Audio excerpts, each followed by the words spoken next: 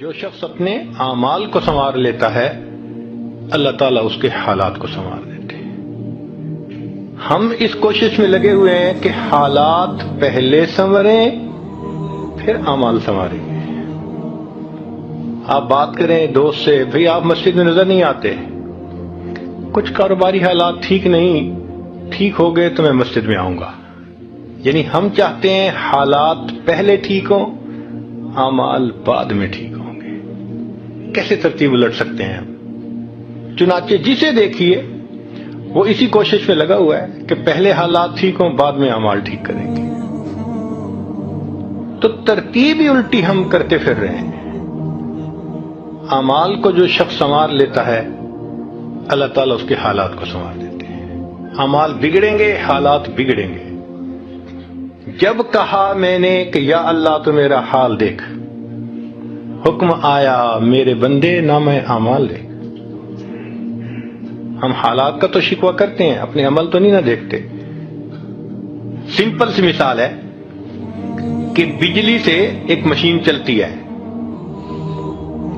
اب ایک بندہ مشین کو روکنا چاہتا ہے، ایک ہی ترتیب ہے کہ پیچھے سے بٹن بند کرو۔ آپ بٹن بند نہیں کریں گے، ہاتھ سے مشین کو پکڑ کے روکنے کی کوشش کریں گے، ہاتھ کٹوا بیٹھیں گے۔ سارا دن زور آزمائی کریں گے، مشین کہاں رکے گی؟ تو عقل مند بندہ مشین کو پکڑ کے نہیں کھڑا ہوتا، وہ سوئچ کو بند کرتا ہے۔ حالات کا سوئچ اللہ رب العزت کے ہاتھ میں ہے۔ تو ادھر رجوع کرنے کی بجائے کہ اللہ حالات کو ٹھیک کر دیجئے، ہم حالات کی مشین کے ساتھ کشتی کر رہے ہیں۔ کون ہمیں عقل مند کہے؟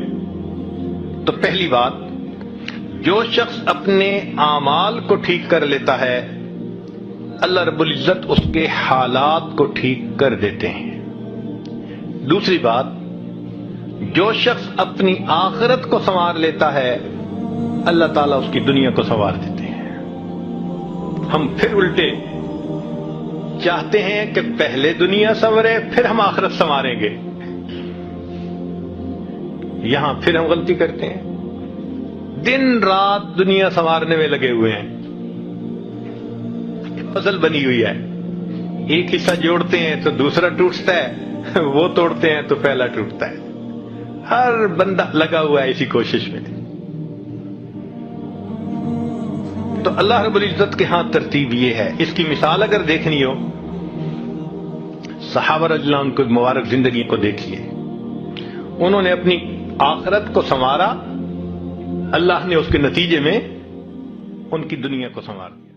هي الحلقات تحفظني بآيات من القرآن، هي الحلقات تملأني بحب المصطفى العدنان، هي الحلقات تحفظني بآيات من القرآن، هي الحلقات تملأني بحب